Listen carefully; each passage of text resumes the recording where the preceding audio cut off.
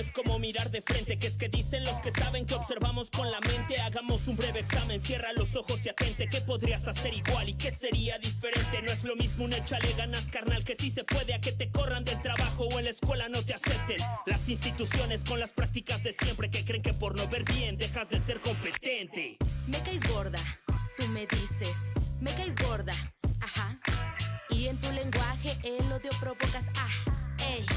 El odio provocas, es que esta ciudad, baby, no es incluyente. Habito cualquier tipo y no hay lugar pa' que me siente. Y gritan, pagan doble. Tu gordofobia es el cerrojo de esta cuerpa de fuego. He sufrido en carne propia discriminación.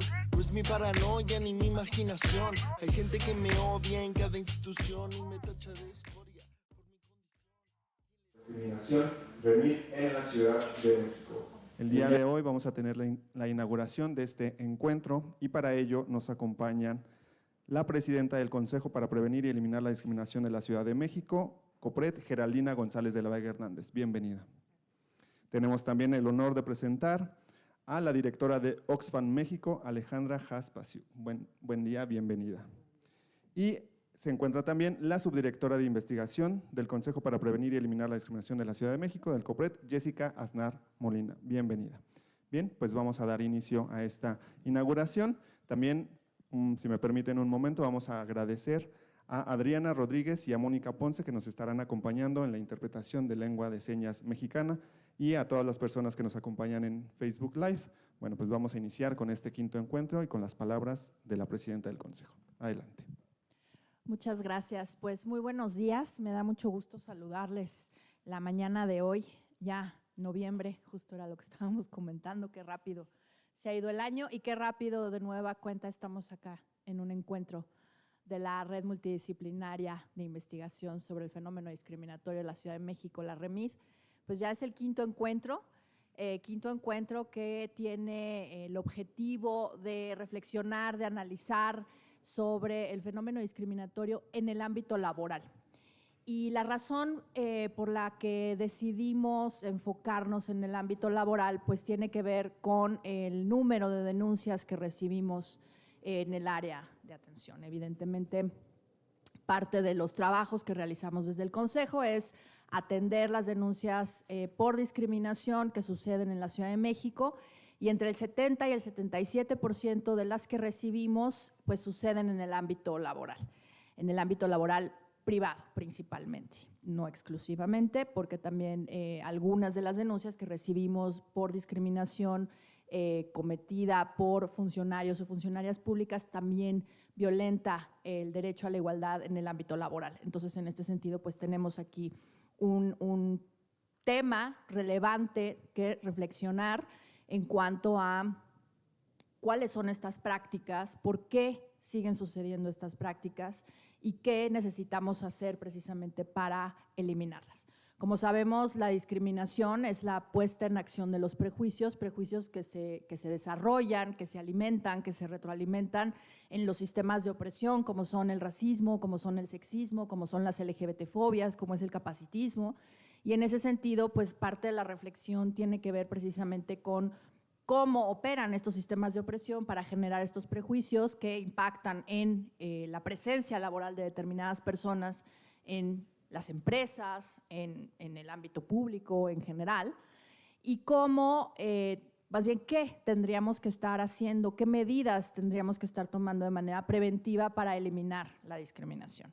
Entonces, hemos elegido, junto con la doctora Jessica Aznar, que es además la subdirectora de investigación y a quien yo agradezco siempre todo el esfuerzo para organizar la REMID, para darle seguimiento a la REMID, porque bueno, pues este es el highlight del año, pero evidentemente la red tiene trabajo durante todo el año y la idea es precisamente que desde un enfoque multidisciplinario podamos reflexionar, podamos pensar la discriminación. Entonces, bueno, les decía yo que parte de la reflexión de las 4 mesas que tendremos los días de hoy y mañana y pasado, 7, 8 y 9 de noviembre, pues tienen que ver con algunas de las prácticas, digamos, que más identificamos y que son precisamente el acoso y el hostigamiento sexual en el ámbito laboral, que tienen que ver con las condiciones de salud de las personas, que pueden ser varias. Evidentemente, durante 2020 y 2021 pues era COVID, pero ha sido persistente el tema del VIH y otro tipo de condiciones de salud, por ejemplo, diabetes,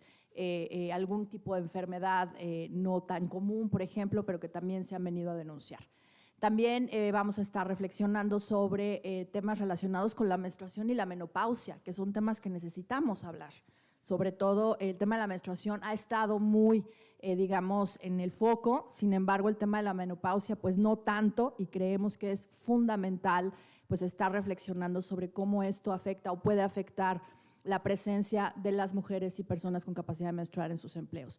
Y por último, pues un tema que desde hace muchos años ha sido una preocupación desde el Consejo, y me atrevo a decir pues también desde el CONAPRED, acá nuestra querida Alejandra como expresidenta pues también lo sabe, el tema del despido por embarazo, que sigue siendo una cuestión que sigue sucediendo, que en el caso de COPRED es el segundo o primer lugar de las denuncias, y que pues necesitamos reflexionar qué más podemos hacer, porque claramente hay un marco normativo bien robusto que prohíbe, inclusive que sanciona este tipo de conductas, pero que pues persisten, resisten, y no solamente el tema del embarazo, sino de la maternidad, ¿no? El hecho de que las mujeres seamos madres y trabajemos, de pronto es visto como pues algo que no nos hace, digamos, trabajadoras o empleadas comprometidas, responsables, completas, ¿no? Entonces, estas van a ser las reflexiones que vamos a tener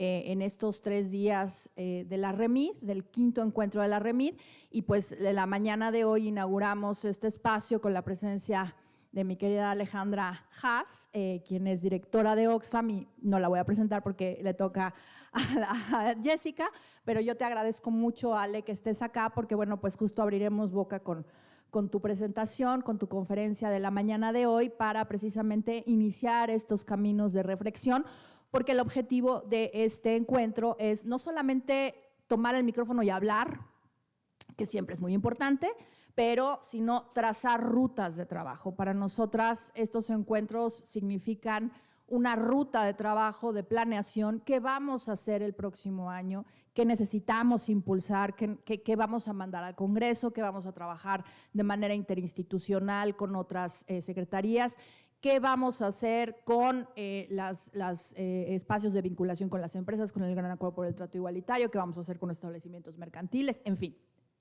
Entonces, pues yo les agradezco mucho siempre la organización de esto, a la Subdirección de Investigación y a toda la equipa de esa área, a Alejandra Haas su presencia, y pues que sea una excelente jornada. Muchas gracias. Agradecemos las palabras de la presidenta del COPRED, Geraldina González de la Vega Hernández, y vamos a darle el uso de la voz a la subdirectora de investigación, Jessica Aznar Molina. Muchas gracias, buenos días a todas, a todos, a todes. Pues yo la verdad estoy muy orgullosa de que el Consejo tenga nuevamente a Alexandra Haas aquí, porque hace 5 años ella misma inauguró la REMID en el primer encuentro, y bueno, pues aquí está, seguimos trabajando. Ha sido un esfuerzo muy grande, porque tenemos una población de personas investigadoras en esta ciudad muy amplia, y cada vez pues hacemos más fino, ¿no?, las temáticas, y cada vez se ve que están interesados en manejar el tema de discriminación. Entonces, afortunadamente seguimos ampliando, incrementando la lista de personas que integran la REMID, y obviamente pues con una diversidad de problemáticas que desde la academia y desde otros ámbitos se están estudiando. Muchas gracias por regresar después de 5 años a impulsar este proyecto. Bueno, pues yo les presento a Alexandra Haas Pasiuk. Ella es licenciada titulada con mención honorífica en Derecho por la Universidad Iberoamericana y maestra en Derecho por la Escuela de Leyes de la Universidad de Nueva York. Del 2013 al 2015 dirigió el área de Asuntos Políticos de la Embajada de México en Washington, Estados Unidos. Terminando ese periodo y hasta el 2020, encabezó la presidencia del Consejo Nacional para Prevenir y Eliminar la Discriminación CONAPRED. Además, ha participado como investigadora en el Centro de Investigaciones y Docencia Económicas y actualmente se desarrolla como directora ejecutiva de Oxfam México, organización global que busca combatir la desigualdad.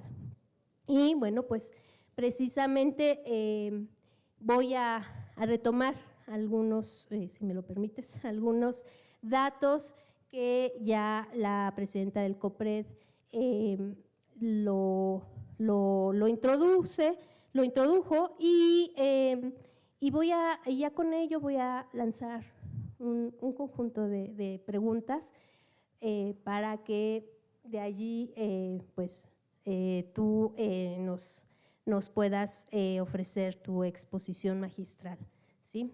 Bueno, así como lo mencionó y lo expuso la presidenta, pues aquí en el Consejo tenemos pues 3 grandes fuentes de información, una principalmente que es la encuesta sobre discriminación en la Ciudad de México, la otra es la encuesta nacional sobre discriminación a nivel nacional y específicamente los casos de discriminación que se atienden ya sea por queja o por reclamación.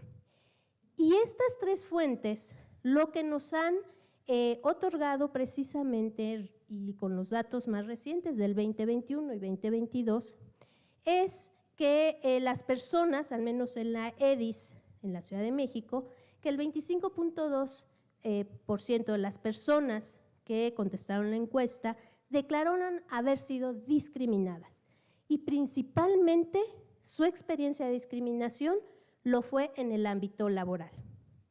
La ENADIS, que recientemente también se publicó en 2020, también ofrece el dato de que el principal ámbito que las personas indígenas, las mujeres, las personas migrantes y las personas mayores en el ámbito de discriminación es el laboral.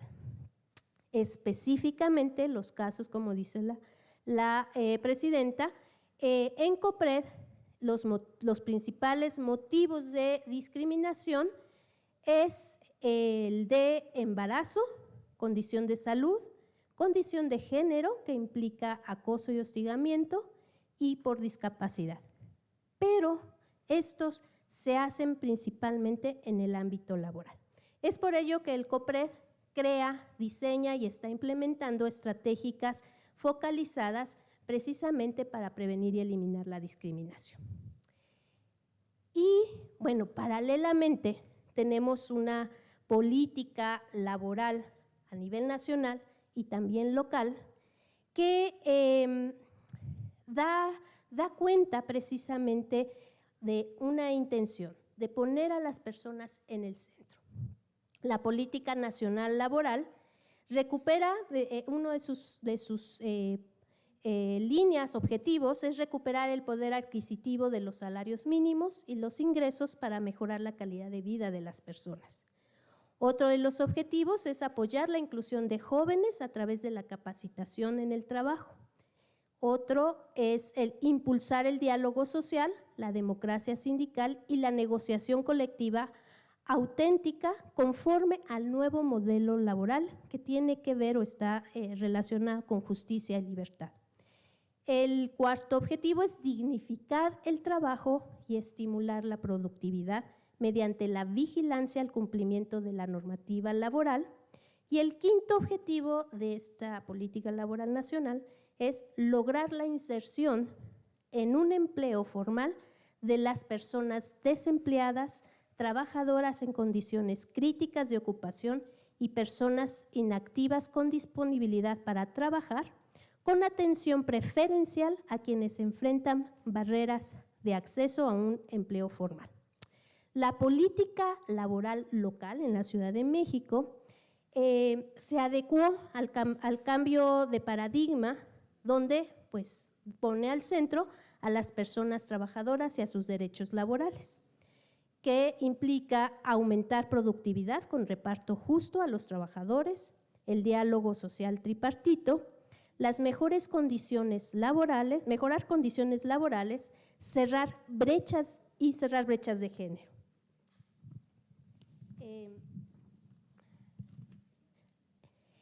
Y bueno, esta información, estos datos, pues nos hacen preguntarnos cómo lograr una política laboral centrada en la persona, particularmente que detonen mejores condiciones laborales, en tanto para eliminar o prevenir la violencia o acoso, o implementar ajustes razonables para las mujeres y personas menstruantes y en etapa de menopausia. Es posible pensar en cerrar brechas de género con estrategias para insertar a las mujeres que son población económicamente activa, pero no trabajan por estar embarazadas o por maternidad, o bien que se pueda lograr la corresponsabilidad entre la vida laboral y familiar. Esas son algunas de las preguntas que tenemos y bueno, Ale, por favor, te dejo con tu conferencia. Muchísimas gracias. Muchas gracias. Bueno, pues buenos días a todas, a todos, a todes. Geraldina, muchísimas gracias por la invitación, la verdad. Para mí es un honor estar aquí con ustedes. Sí me estaba acordando que hace 5 años estuve aquí y poder volver pues es una gran distinción para mí. Muchas gracias. Y creo que la elección del tema laboral no, como ustedes ya lo dijeron, no es casual, es una elección que tiene que ver con la información a la que ustedes tienen acceso y la experiencia muy importante que tienen de pues, lo que le duele a la gente en la Ciudad de México, ¿no? Y lo que más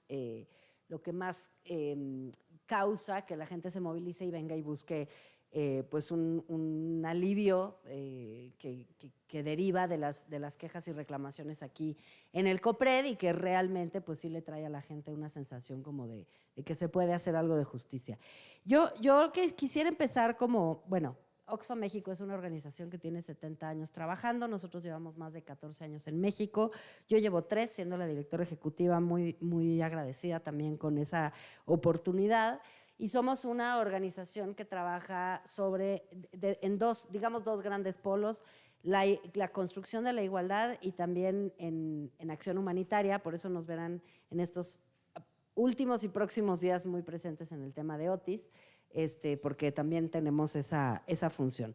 Pero creo que la invitación que me hacen hoy pues es una invitación que me remueve mucho y me resuena mucho porque el tema laboral es un tema que llevo muchos años trabajando desde que estaba en CONAPRED, incluso antes en la Comisión de Derechos Humanos de la Ciudad de México, cuando todavía era DF y yo estaba encargada del programa de no discriminación en ese entonces, y siempre ha sido persistente el impacto que tiene la discriminación en la vida laboral de las personas. Entonces yo les quiero hablar de algunos temas que me parece que sería fantástico que la red de investigación pudiera como considerar y profundizar. Sé que trabajan muchísimo sobre muchos otros temas, pero realmente para mí está habiendo y puede haber en México un cambio de paradigma que puede significar una transformación social nacional muy relevante, ¿no? Y no se puede decir eso de todos los temas, ¿no? No en todos los temas estamos en la cúspide de una transformación nacional y en este sí. Entonces, realmente agradezco muchísimo la elección de esta temática y les cuento un poco de qué va mi reflexión sobre este tema y, por supuesto, podemos conversar, tomar preguntas o lo que sea, ¿no? Nada más para saber cuánto tiempo tengo para que no me extienda yo de más. 50. No, pues espero terminar antes. Bueno, primero decir que creo que la gran discusión que subyace a los temas laborales desde mi punto de vista y desde el punto de vista de diseño institucional es la división entre el trabajo formal y el trabajo informal, ¿no? Si no partimos de ahí, cuesta mucho trabajo luego entender todo lo estructural que tiene que ver con el acceso a los derechos a la seguridad social y un montón de discusiones que derivan, digámosle así, de ese pecado original, ¿no? ¿Dónde se gesta ese problema original? En la idea que se tuvo en algún momento, hace muchos años en México, de que eventualmente todo el mundo se acabaría formalizando. Había como una idea, yo creo, como del futuro del desarrollo del país hace 70, 80 años, en donde todo el mundo iba a acabar con el proceso de industrialización paulatino a ser una persona asalariada con derechos laborales reconocidos, afiliación al IMSS, ¿no? El IMSS, además, con su modelo heteropatriarcal de la mamá, el papá y el niño en el logo, ¿no? Y entonces todas las señoras iban a estar en su casa atendiendo a sus hijos y todos los señores iban a estar en el trabajo asalariados y todo el mundo iba a estar cubierto por la seguridad social. Esa promesa, digamos, no sé si era deseable o no, pero era sin duda como un ideal, no ocurrió. Nunca hubo y no ha habido más del 50% de la población económicamente activa en trabajos formales. Hay aún hoy una sobrerepresentación de, por ejemplo, personas y pueblos indígenas en la informalidad. 9 de cada 10 personas pertenecientes o autoadscritas indígenas trabajan en la informalidad, mientras que la tasa es más o menos de 5 a 5 o 6 a 4, dependiendo de si se mide por mujeres y hombres o por mujeres u hombres. Pero realmente lo que vemos es un sistema laboral que le otorga ciertos derechos a ciertas personas que, para decirlo francamente, tuvieron la suerte de caer en un trabajo formal, con contrato, con una relación laboral establecida, reconocida por el Estado y, por lo tanto, con el acceso a las prestaciones de la seguridad social. ¿Cuáles son estas prestaciones? La pensión, la incapacidad, el acceso a las guarderías y el tema de la salud. En realidad, otra de las grandes problemáticas o dificultades que tenemos en el gran diseño institucional y de estas ideas estructurales subyacentes es juntar en un solo concepto de seguridad social todos estos derechos, porque no todos son iguales, ni deben de tener el mismo diseño, ni vienen de la misma fuente de financiamiento, ni tienen la misma expresión.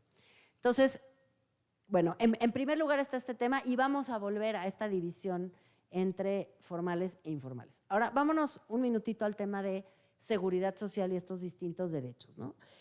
El tema de la salud es un tema que, como dice Rogelio Gómez Hermosillo, ayer estuve en una sesión sobre este mismo tema con él, la salud no es una prestación laboral, la salud es un derecho y como derecho debería de tener una garantía universal, ¿no? Por supuesto, sensible a las diferencias, porque no todo el mundo tiene que recibir un servicio médico idéntico, ¿no? Hay, por ejemplo, poblaciones indígenas rurales que recibirán un servicio médico que sea sensible a las diferencias, no de menor calidad, ni con menores condiciones de acceso a nada, sino sensible a las diferencias, ¿no? Apropiado culturalmente, pero de acuerdo con las instancias de Naciones Unidas, pues la salud es un derecho universal, que tiene que ser de calidad, accesible y asequible, ¿no? Y sensible o culturalmente sensible. Esas son las características del derecho a la salud. El tema de meter la salud en la seguridad social y por lo tanto asociarlo al trabajo es que realmente las mexicanas y los mexicanos y las personas migrantes que están en México también tienen expresiones del derecho a la salud muy diversas dependiendo de dónde vives, a qué trabajos tienes acceso, incluso a qué identidad tienes, ¿no? Entonces, por ejemplo, podríamos analizar el derecho a la salud en términos de la tasa de mortalidad. Viven menos años las personas que menos acceso tienen a la seguridad social y en particular las personas indígenas destacan por ser personas que tienen una longevidad menor, ¿no? Entonces, realmente la desigualdad que produce la falta de un sistema de salud universal es profundísima, incluso en expectativa de vida. Ahora, no está nada más dividida la salud en los informales y los formales. Hay muchísimos sistemas de salud diferenciados en México. Está la salud que otorgan las entidades federativas, algunos servicios de salud municipales, el servicio de salud, digamos, del IMSS, pero el del ISSSTE, pero el de las Fuerzas Armadas, pero el del sindicato de Pemex, las personas en la informalidad, los hospitales de primera, de segunda, de tercer nivel. O sea, realmente hay una gran diversidad en la forma en la que se otorgan los servicios de salud y esto pone por delante muchas dificultades. Ya dejen ustedes, ya lo dije, de la diferencia en calidad o tipos de tratamientos, ¿no? Yo me acuerdo que cuando existía el Seguro Popular, pues si tú estabas en el IMSS tenías diálisis y estabas en el Seguro Popular no la tenías. Entonces, pues básicamente te morías, ¿no? Por la misma causa de enfermedad, si tenías acceso al IMSS sí podías sobrevivir y si no tenías acceso al IMSS te morías. Entonces, eso sigue siendo cierto para muchas personas en muchos espacios y es enormemente problemático porque sabemos que la pobreza de una familia se puede intensificar rápidamente si una familia es expuesta a un evento catastrófico en materia de salud. O sea, una familia en pobreza que mantiene cierto nivel de acceso a lo básico, que tiene un evento catastrófico en la familia y no tiene acceso a un servicio de salud, puede perder el estatus de familia en pobreza y puede bajar a pobreza extrema. Entonces, realmente es muy, muy serio y, por supuesto, esto en la pandemia se vio con muchísima claridad, lo que implica la pérdida del empleo, ¿no? Pierdes tu empleo y entonces pierdes el acceso a la salud. Insisto, es un derecho, no es una prestación. Los otros temas, como las guarderías, hablaremos de eso en un segundo momento, sobre todo el tema de los cuidados, ¿no? Pero igualmente, las guarderías fueron diseñadas en la lógica esta del IMSS heteropatriarcal, y esto no lo estoy inventando, a mí me lo dijo un director del IMSS hace muchos años. Me dijo, es que las guarderías son, fíjense, una acción afirmativa para las mujeres que trabajan, como si fueran pocas, como si fuera una acción afirmativa y no un derecho, ¿no? Otro día hablamos sobre la problemática de etiquetar acciones afirmativas al acceso a los derechos a los grupos discriminados, que causa muchos problemas también. Pero realmente es un diseño pues muy anticuado, ¿no? Por suerte, en los últimos años se ha logrado que el IMSS reconozca, ¿no?, que los hombres también tienen derecho a las guarderías y que eso iguale un poco las condiciones. Se ha reconocido una serie de cosas también relacionadas con la pensión y el género y demás, pero creo que el centro de la preocupación en ese tema, e insisto, vamos a hablar mucho más a profundidad del tema de los cuidados, es que todavía no terminamos en México de identificar que el gran elefante en el cuarto de la falta de inserción laboral de las mujeres al mercado de trabajo es la falta de un sistema de cuidados. Hay que sumarle, y ya lo dijo Geraldina, las prácticas discriminatorias de uno a uno que existen en las empresas y en los centros de trabajo, en donde se les sigue pidiendo a las mujeres su certificado de no embarazo. Pero creo que el gran problema estructural que quisiera señalar ahí, como digamos el segundo gran problema, el primero era el problema de la informalidad y la formalidad. El segundo era el gran problema de subsumir en protección social o seguridad social tantos derechos diversos con tantas fuentes de financiamiento y tantos espacios y tipos de reclamo. Y el tercer gran problema estructural es la división sexual del trabajo, ¿no?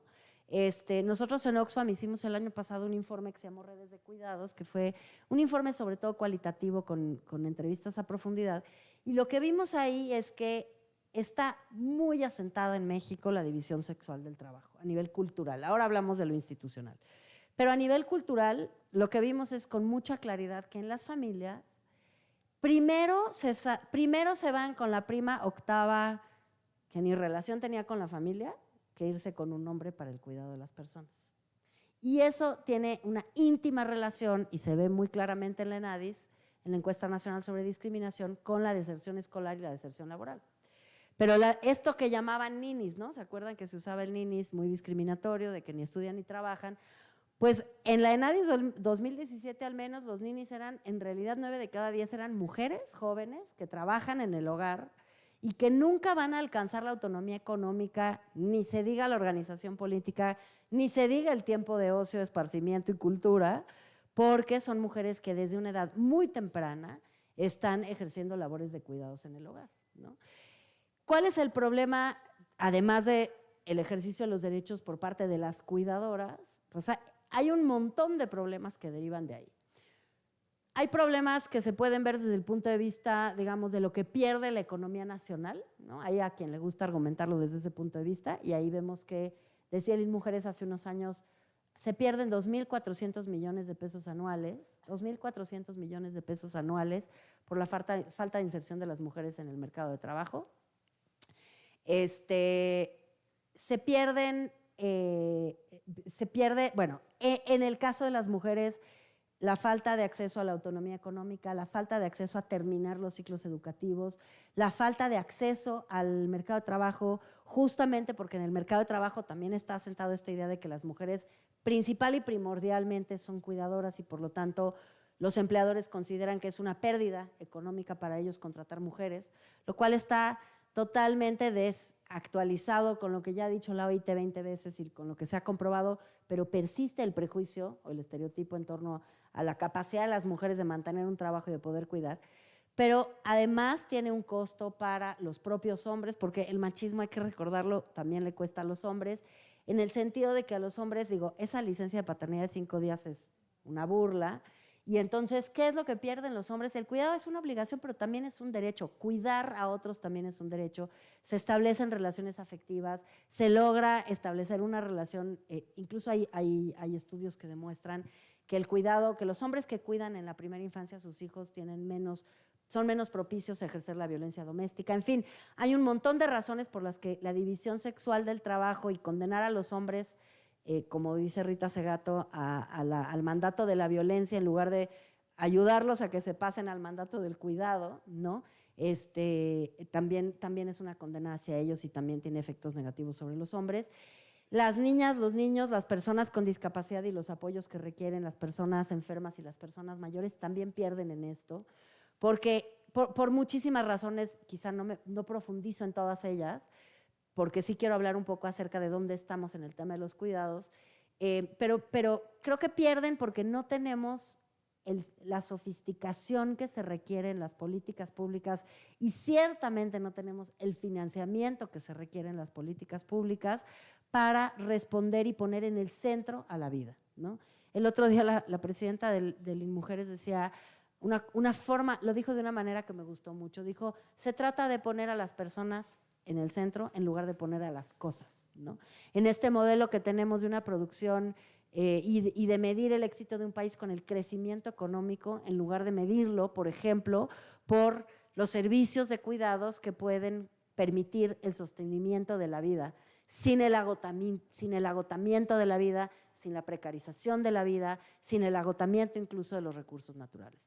Ahí quisiera hacer también una anotación sobre la diferencia y la enorme diversidad que los cuidados representan para pueblos y comunidades indígenas, por ejemplo, en donde el cuidado primero no nada más es el cuidado de las personas, también es el cuidado de la naturaleza y eso tiene una lógica, a mí me parece pues más lógica, por así decirlo, o sea, extienden el cuidado al cuidado de la naturaleza, pero además requieren del Estado y requieren de las políticas públicas cosas quizá distintas a lo que podemos pensar e imaginar desde las ciudades.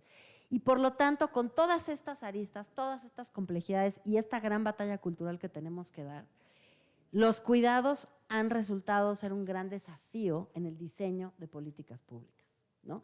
Porque claro, cuando uno dice todo esto a modo de introducción, pues ya cualquier servidor público dice, menos los del COPRED obviamente, pero cualquier otro servidor público menos valiente que los del COPRED dice, no ya, ¿sabes qué? Nos quedamos como estamos, porque ¿qué crees? Nos sale gratis el cuidado. ¿Para qué nos vamos a meter a diseñar un sistema que nos va a costar, que tenemos que ser apropiados culturalmente, pero que ser universales, pero que diferenciar, pero que preguntar, pero que consultar a las comunidades y además hacer un cambio cultural? No, nos quedamos con que las mujeres cuiden en su casa, que las niñas cuiden a los papás y que todo el mundo quede encantado, ¿no? El tema, y creo que esta es otra invitación que hago a la red de investigación, y me parece por eso un lujo estar con ustedes y poder invitarles a investigar, es investigamos cuánto cuesta no tener un sistema de cuidados. Porque siempre estamos en el cálculo económico de, uy, ¿cuánto cuesta? Y que diga Hacienda y no. Pero ¿cuánto cuesta no tenerlo? ¿Cuánto nos cuesta en violencia? ¿Cuánto nos cuesta en desarrollo de la primera infancia? ¿Cuánto nos cuesta en productividad de las mujeres, de las personas con discapacidad que no tienen los apoyos que necesitan también para ejercer su autonomía hasta lo máximo de su potencialidad? ¿Cuánto nos cuesta en términos de la precarización de la vida de las personas mayores? ¿Cuánto nos cuesta que esa niña de 13 años deje la escuela para hacer tareas que no debería de estar realizando ella? Todo ese costo de no tener un sistema de cuidados nunca lo podemos contrastar con lo que dicen que cuesta hacer un sistema de cuidados, ¿no? ¿Dónde estamos en ese rubro específico? Estamos en una discusión que se dio en la Cámara de Diputados, se aprobó la reforma al artículo 4, eso vino después de la Constitución de la Ciudad de México, hay que decirlo que fue precursora, no pasó todavía en el Senado, estamos ahí atoradas, ¿por qué creen? Pues por dinero, porque nadie quiere o no se ha querido asumir el costo del sistema de cuidados, pero al mismo tiempo sí hay que decir que hay experiencias de cuidados que hay que notar en todo el país.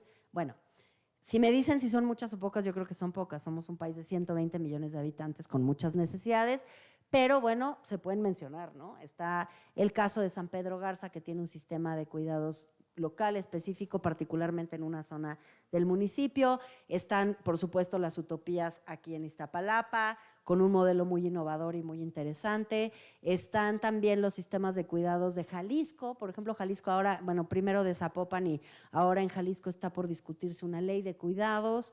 En el caso de Nuevo León establecieron una comisión intersecretarial para discutir el tema de cuidados en el gobierno del estado. El municipio de Monterrey también inició con un sistema de cuidados. En el caso de Puebla, donde hemos estado trabajando, tienen un avance importante, sobre todo en activar a nivel municipal y hacer que los municipios hagan, pero también tienen una evaluación sobre necesidades y oferta de servicios.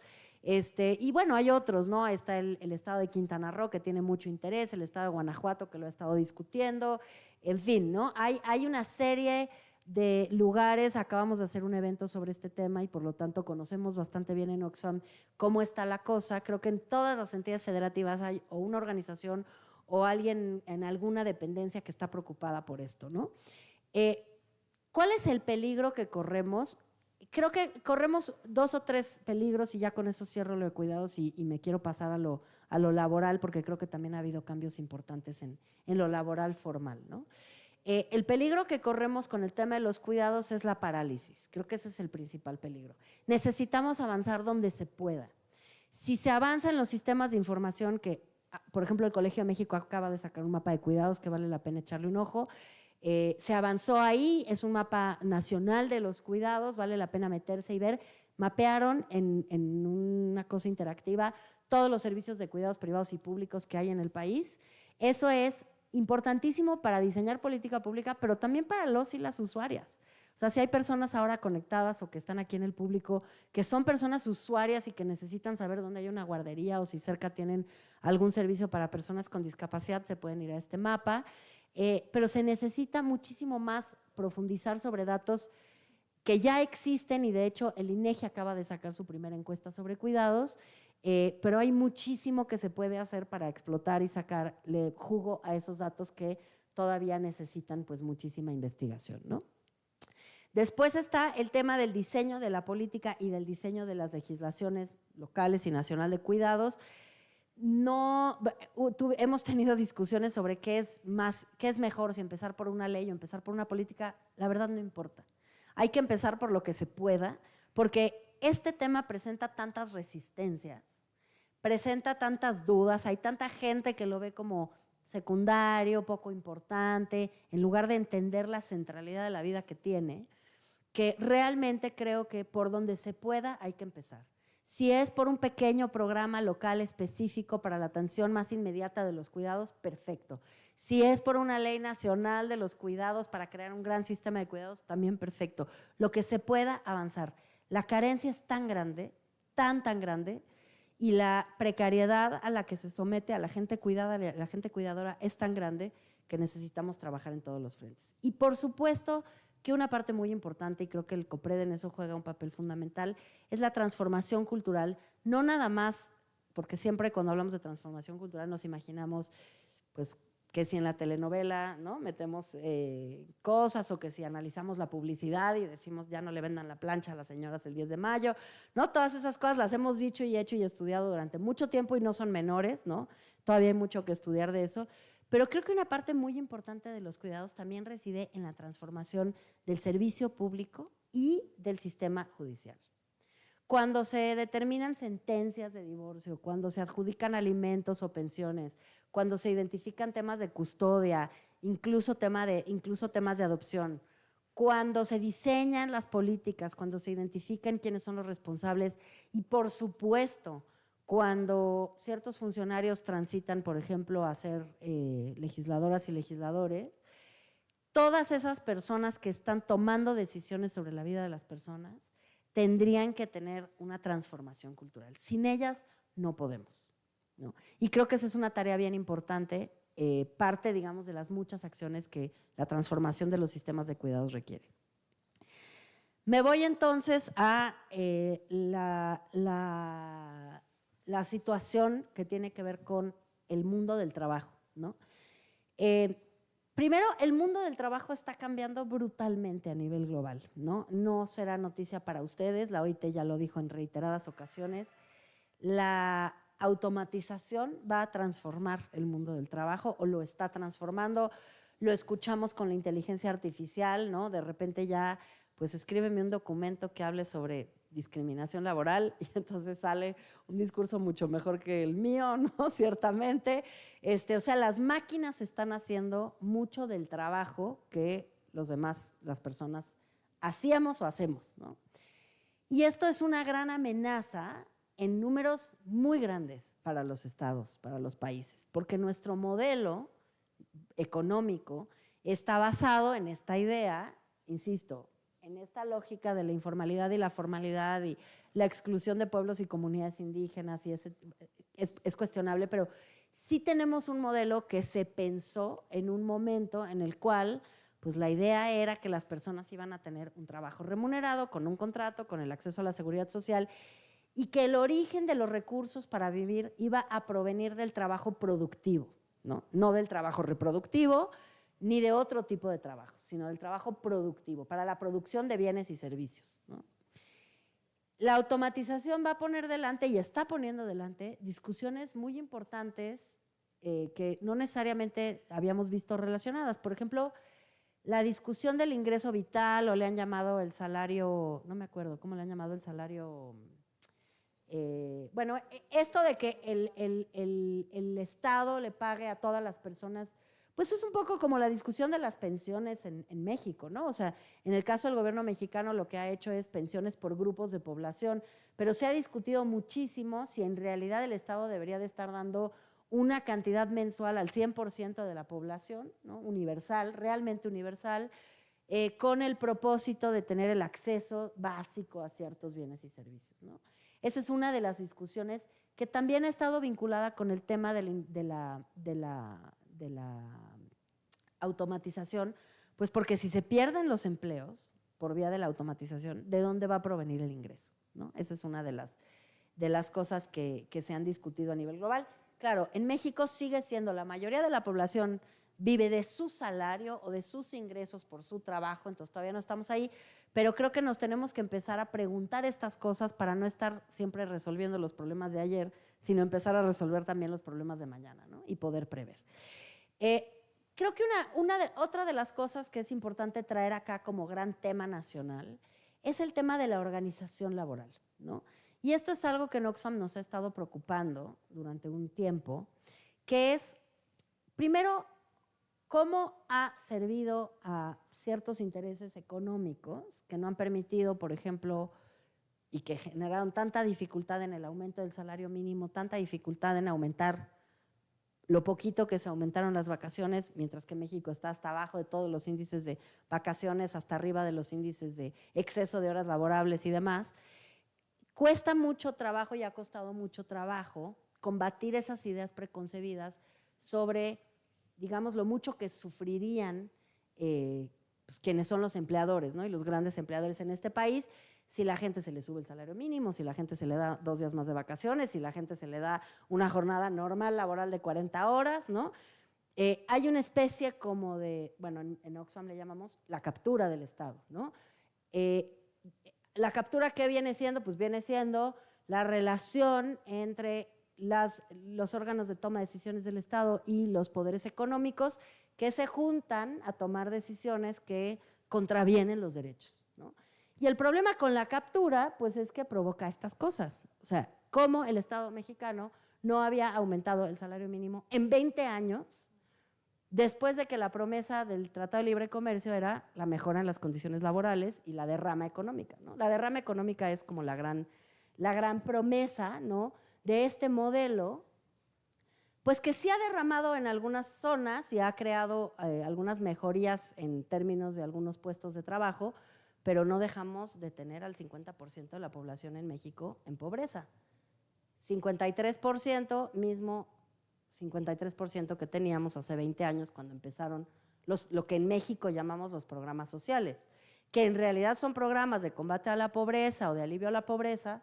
Los verdaderos programas sociales son los programas que tendrían que ver con la extensión de la seguridad social, con el acceso a los derechos laborales, esos son los programas sociales. Si en México hubiera condiciones laborales justas, tendríamos mucho menos necesidad de tener esos otros programas de alivio a la pobreza, porque la gente tendría con su salario la posibilidad de tener acceso a una vida digna, ¿no? Si en México tuviéramos un servicio de salud universal de la misma calidad para toda la población y de buena calidad, otra vez accesible, asequible y sensible a las diferencias, pues las personas no tendrían necesidad de pagar de su bolsillo, como es el caso, sobre todo las personas en la informalidad, tantos gastos que tienen que pagar y no veríamos, por ejemplo, esta multiplicación de las clínicas privadas y de las farmacias con consultorios, que ahora salió en las últimas encuestas que aumentó radicalmente incluso a las personas que están en el IMSS.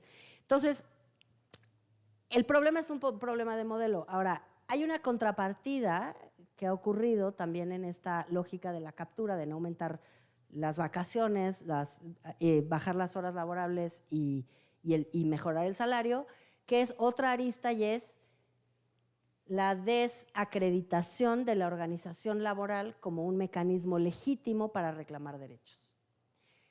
Yo creo que no hay institución más vapuleada y menospreciada que el sindicalismo, ¿no? El sindicalismo es mal visto por la opinión pública. Y esto, por supuesto que las experiencias de un sindicalismo que no necesariamente ha representado los intereses de los trabajadores y las trabajadoras es real, no se puede decir que no, pero al mismo tiempo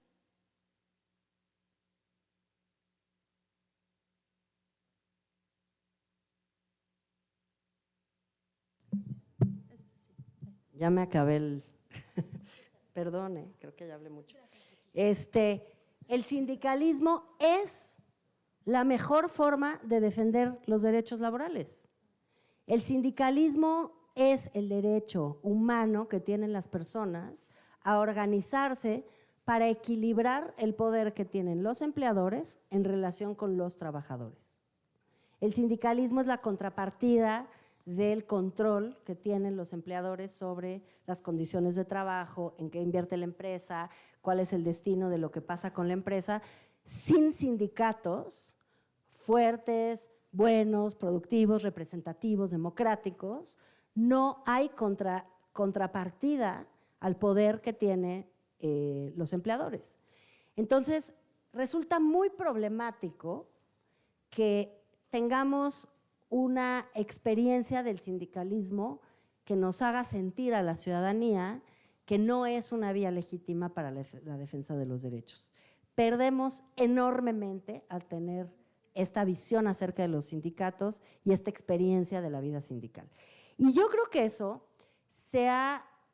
por eso les decía al principio que hay como varias cosas en lo que tiene que ver con lo laboral que están en un punto de inflexión, ¿no? En los cuidados es una de ellas, digo, ya llegamos al Senado, a ver si llegamos ahora sí a lograr tener un sistema de cuidados. En el caso del sindicalismo, se hizo una reforma hace 4 o 5 años que logró fortalecer la experiencia de la democracia sindical y eso ha hecho que en muchos sindicatos se renueven liderazgos, también ha provocado pues, movimientos y diferencias, ¿no? Pero creo que apunta y anuncia una renovación de la vida sindical. Y creo que desde la defensa de los derechos humanos y desde la defensa de los derechos humanos laborales y desde la expresión de preocupación por la discriminación estructural, necesitamos identificar, por un lado, la enorme oportunidad que presentan los sindicatos para defender derechos, justamente porque articulan demandas y colectivizan demandas y eso siempre genera pues mayores, digamos, ánimos hacia lo que se puede lograr, pero también hay que tener cuidado, y ahí hay una agenda también de investigación importante, de que el nuevo sindicalismo no se lleve las mismas marcadores de discriminación que tienen pues las experiencias de organización sindical previas, ¿no?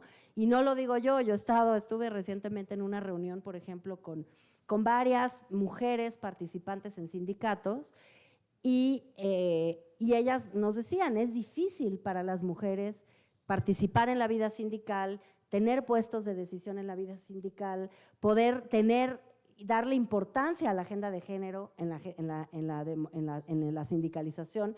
Entonces, digamos, espero y creo que sería un momento interesante para la red de explorar qué está pasando en el sindicalismo, cómo se están moviendo las cosas, qué liderazgos se están renovando y también qué habría que cambiar en las experiencias pasadas del sindicalismo para incorporar la perspectiva de género, los derechos de las personas de la diversidad sexual, etcétera, ¿no? Una experiencia de un sindicalismo distinto, más democrático y más representativo.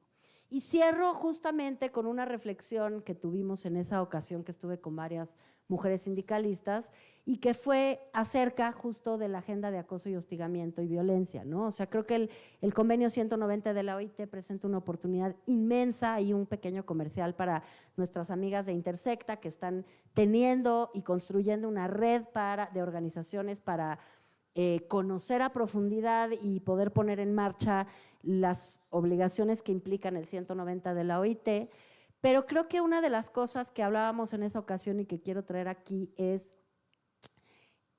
partimos de cero, ¿no? Hace unos años no había protocolos, no teníamos, yo sé que el COPRED también ha hecho un trabajo bárbaro con el tema de los protocolos con las propias colegas de Intersecta y otras.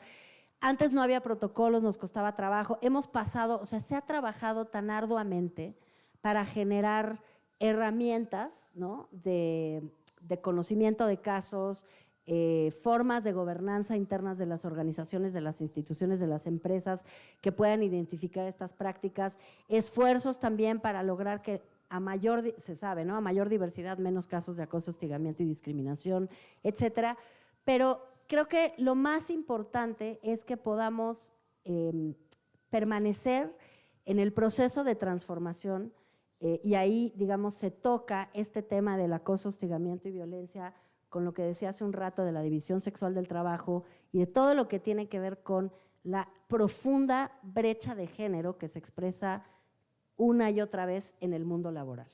O sea, si sigue habiendo una percepción de que las mujeres no pertenecemos al mundo del trabajo y por lo tanto no nos contratan y por lo tanto, porque no olvidemos que el acoso y el hostigamiento, igual que la violencia sexual, es un ejercicio de poder, no de deseo, vamos a seguir viviendo estas situaciones o de despido injustificado o de no contratación o de no ascenso o de violencia sexual y acoso y hostigamiento al interior del mundo del trabajo.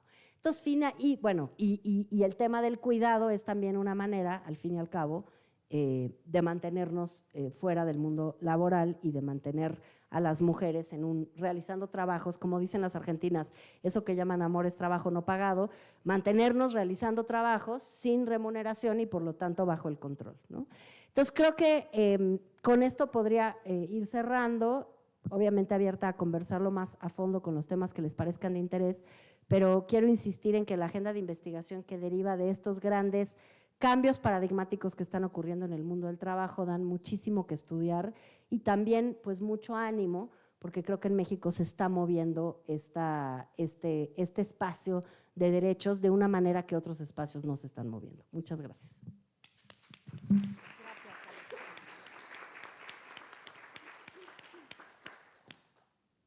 Muchas gracias, Alexandra Haas. Creo que pues nos pusiste muchísimos temas y uno que con el que terminas es la agenda de investigación en este país en cuestión de trabajo es complicada porque tiene pues fácil 40 años, ¿no? Que es uno de los temas prioritarios en la academia, el trabajo, el tema de trabajo y mercados laborales. Sin embargo, ahora que hacemos este evento, cuando buscamos a personas investigadoras que trabajen, que tengan pues investigación con enfoque de derechos humanos, con enfoque de igualdad y no discriminación, pues se las estamos poniendo dificilísimas, ¿no? Creo que la academia también está pues en este trabajo, ¿no? De empezar a abrir reflectores, nuevos modelos, ¿no? Y precisamente es cuestionarse epistemológicamente desde dónde estamos pensando el trabajo y los modelos de trabajo que se han desarrollado en este país. Creo que las líneas que nos estás ofreciendo, ¿no?, de investigar cuánto cuesta no tener un sistema de cuidados, sería sumamente interesante, ¿no?, no solamente desde una dimensión económica, sino también socioantropológica, ¿no?, de saber pues qué implica generacionalmente también que las personas no tengan este sistema de cuidados y, bueno, por supuesto, el costo económico de esto. Y bueno, el tema de sindicalismo en este país también es un tema sumamente estudiado, ¿no? Pero, y creo que mucho menos todavía se ha podido abordar, y creo que eso es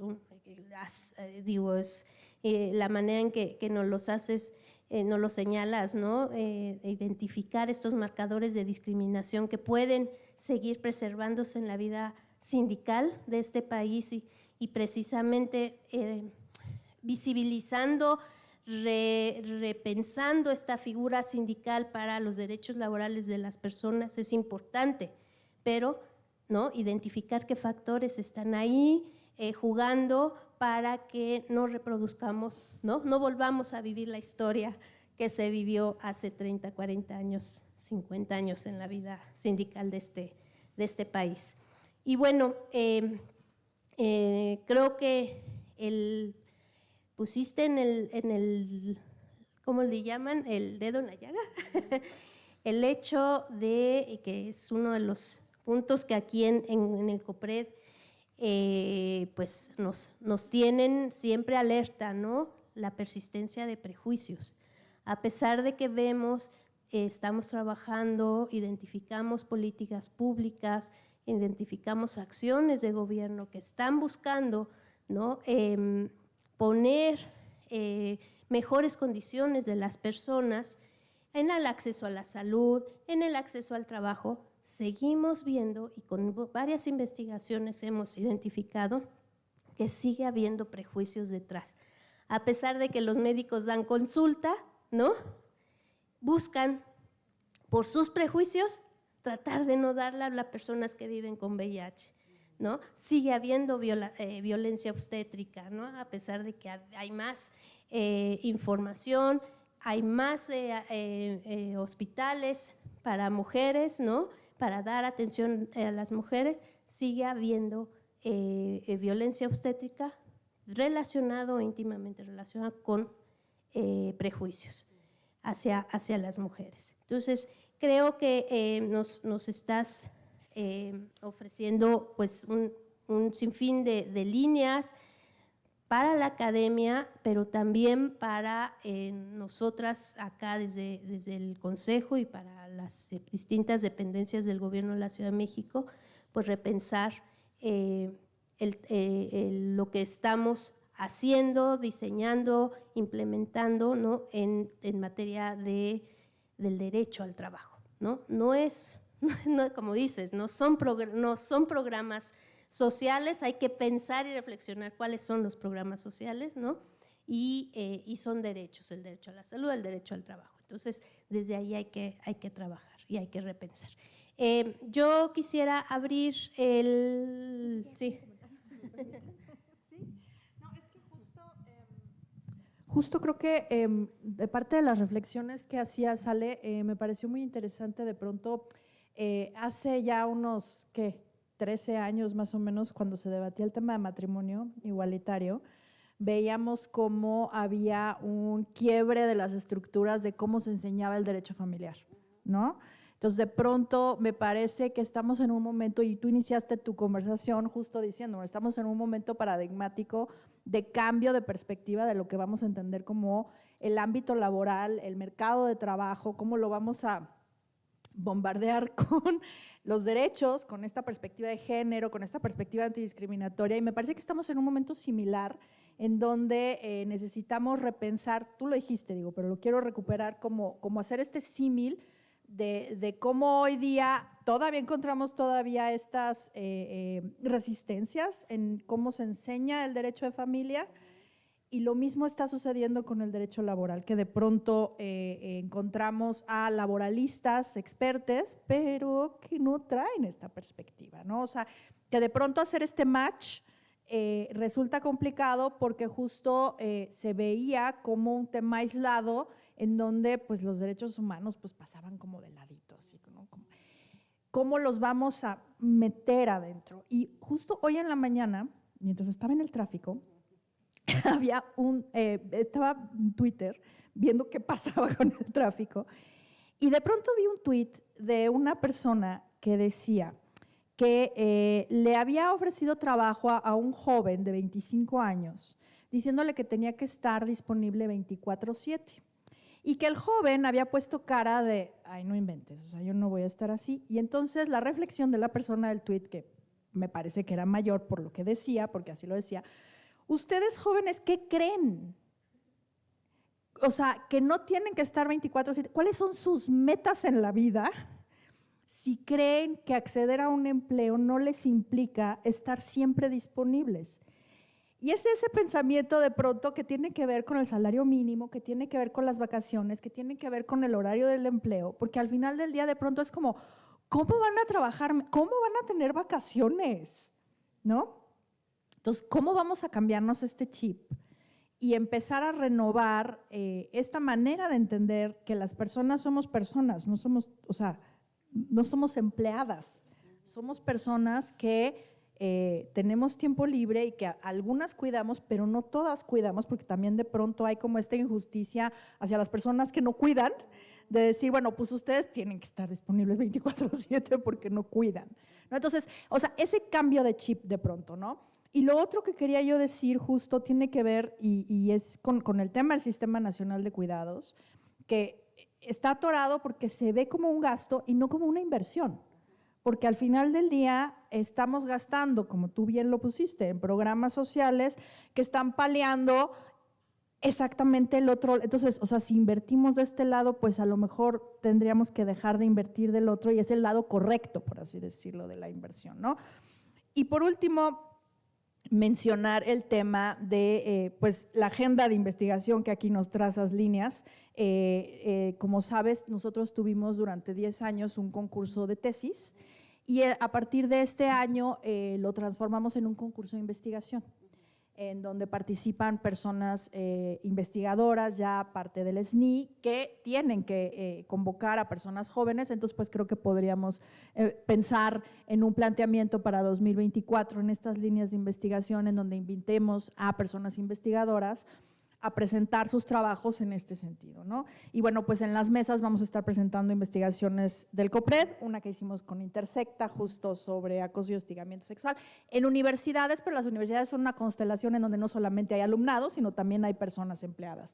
Temas relacionados con el COVID, ¿qué pasó con el empleo de las personas durante el COVID? Las personas que tenían COVID, las personas que se sospechaba que tenían COVID, etcétera. Una investigación súper interesante, Ale, sobre despido por embarazo, en donde se analizaron todos los expedientes de acá, y se encontró que el despido por embarazo conlleva prácticas de acoso y de hostigamiento. Esa es la manera en la que no despiden a las mujeres, sino que las orillan a presentar su renuncia. Y por último, pues el tema de gestión menstrual, ¿no? Entonces, ¿cómo todos estos temas se meten, digamos, en esto que tú nos platicas, y sobre todo, pues esta mirada desde las agrupaciones de trabajadores, trabajadoras, desde el sindicalismo, cómo los podemos introducir? Porque justamente, pues no hay esta mirada de las mujeres dentro de los espacios de trabajo. Entonces, yo quería hacer ese comentario. Muchas gracias. Gracias a ti. Pues abro el micrófono para preguntas por parte del público o las personas que están en Facebook viéndonos. ¿Alguien, alguna de ustedes? Adelante.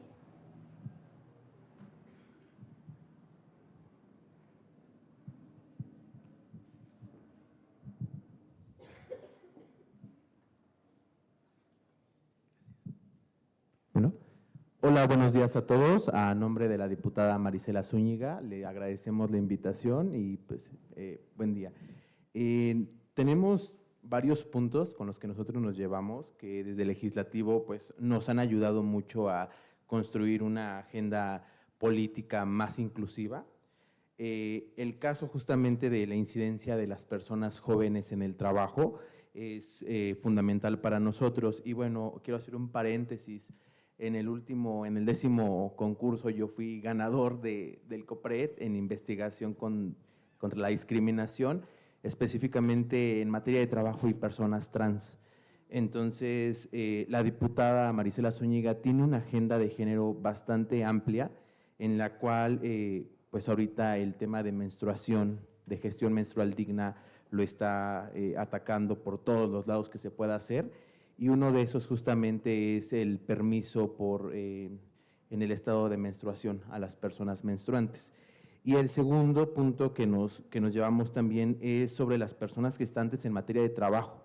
Es decir, la diputada ha promovido diversas iniciativas, que se haga la adscripción y obviamente se reconozca en la ley de salud, en la ley de trabajo, la existencia de personas gestantes, que no solo las personas cis, las mujeres cis pueden gestar.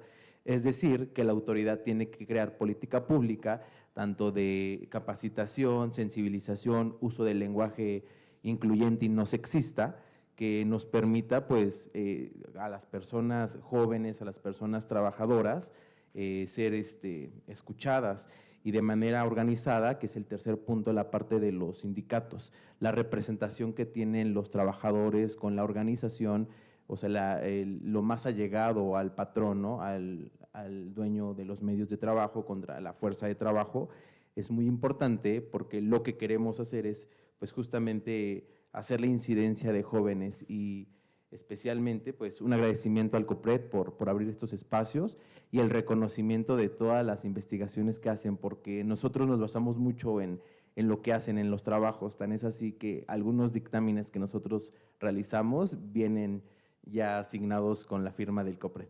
Muchas gracias.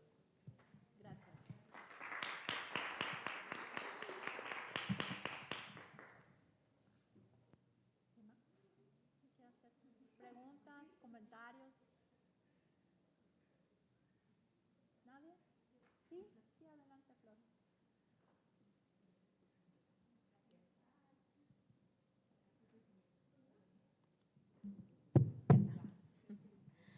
Buenas tardes a todas y todos y todes. Pues agradecer la oportunidad de poder dialogar y compartir esta profunda reflexión, ¿no?, sobre el tema de la discriminación en el ámbito laboral. Y el gran reto que tenemos en todos los niveles, ¿no?, es totalmente estructural, ¿no?, y cómo impacta en nuestra vida en todos los ámbitos y en todos los derechos también, ¿no?, porque esta interdependencia del derecho al trabajo interviene en muchos otros derechos, ¿no?, que a lo mejor justo hablando de los pueblos indígenas tampoco lo hemos visto tan amplio, ¿no?, pero incorporando esta perspectiva vemos hasta dónde podemos llegar. Yo solo quería como abonar justo en el marco del encuentro de la red de investigación, que justo creo que el punto central de incorporar la perspectiva de derechos y la antidiscriminatoria en el quehacer público y también en la investigación se basa en una cuestión muy importante que es el enfoque político, ¿no? No hacemos investigación solo para saber cuántos están, ¿no?, y ahí nos quedamos, sino que hacemos investigación para que sea utilizada y aplicada en políticas, ¿no?, en todos los niveles, ¿no?, y en eso puede ser intervenciones desde las personas servidoras públicas en el ámbito federal, local, pero también de las organizaciones sociales, ¿no?, y también te da como esta postura como una persona investigadora desde una postura política comprometida hacia dónde queremos llegar, ¿no? Creo que aquí me parece muy rescatable de esta red que sea investigación para que sea aplicada, ¿no? Y ahí es a donde tenemos que enfocarnos y decir, estos son los temas urgentes, necesitamos el apoyo de todas y todas para poder justo construir políticas basadas en evidencia con esa perspectiva, porque hay datos, hay un montón, pero encuadrado con esta perspectiva, ¿no? Y por eso es la riqueza y la importancia de este espacio. Entonces, Yo solamente era como ese comentario de agradecer y justo la utilidad, ¿no? De que partimos desde esta convicción de querer transformar las realidades, ¿no? Para que todo el mundo tenga todos los derechos, ¿no? Entonces, solo eso.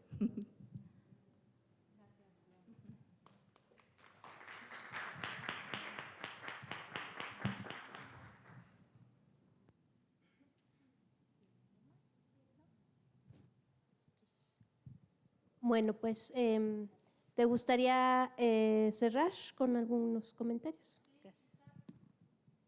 Quizás solo decir que, como que retomando esto que dijo Flor y lo que dijo también Gera, creo que es muy importante que se construyan estas alianzas, ¿no? O sea, esto que hace el COPRED, que reúne aquí a la red y pone en red a las investigadoras e investigadores, pero también la posibilidad de trabajar en la incidencia política. O sea, no la misma persona tiene que hacer todo, ¿no?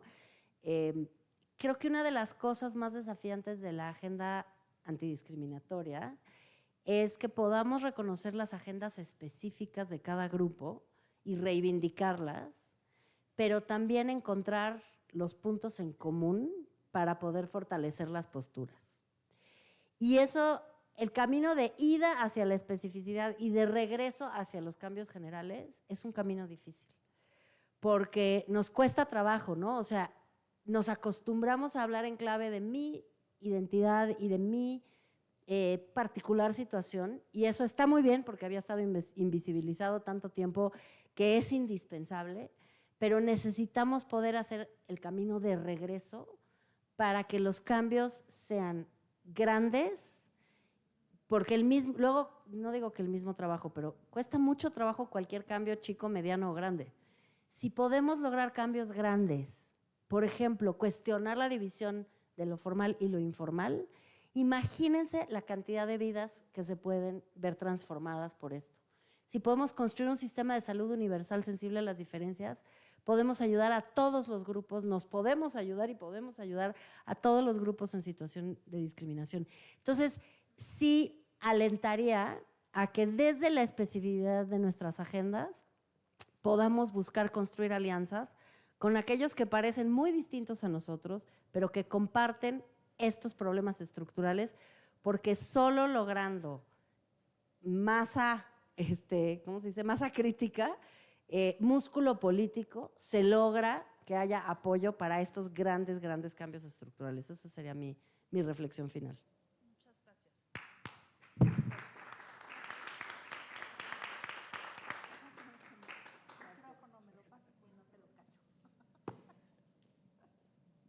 ¿Quieres? ¿No? Bueno, pues yo ya terminaríamos la conferencia magistral. Te agradezco muchísimo, Alexandra Haas. Efectivamente, en la siguiente mesa vamos a profundizar con el convenio 190 de la OIT. Viene una persona que representa la OIT y pues nos dará precisamente todos los pormenores en qué consiste el convenio, qué se necesita, cómo va, ¿no? Cómo se va adecuando a las distintas políticas en el país a nivel nacional, ¿no? Pero también requiere bajarla a nivel local, este convenio.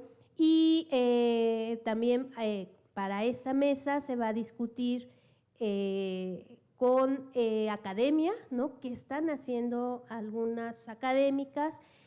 Cómo están identificando la violencia, el acoso en algunos grupos específicos y posteriormente, bueno, las experiencias de organización de la sociedad civil, qué están haciendo, ¿no? Cómo lo están abordando, cómo están trabajando el sector privado, cómo lo está implementando, qué está haciendo el sector privado precisamente para eliminar la violencia y el acoso al interior, al menos la experiencia de una empresa.